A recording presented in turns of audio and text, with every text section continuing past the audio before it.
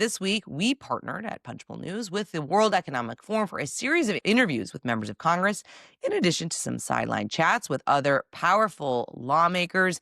Andrew has a really interesting report. I encourage you to check the full report out in our Punchbowl News AM newsletter, but in particular goes deep on Syria sanctions. He writes, one of the most remarkable moments of the summit so far was a conversation between retired General David Petraeus and Syrian President Ahmed al-Shara, who were once on opposite sides on the war on terror.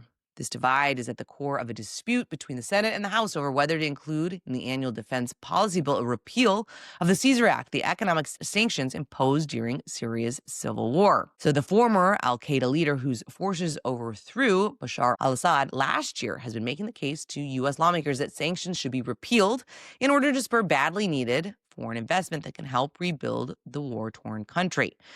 So, in a classic fashion, the Senate and the House versions are different. The Senate version of the bill includes a repeal of those sanctions, which the Trump administration supports, but the House's NDAA doesn't. And it's unclear how exactly this issue will be resolved.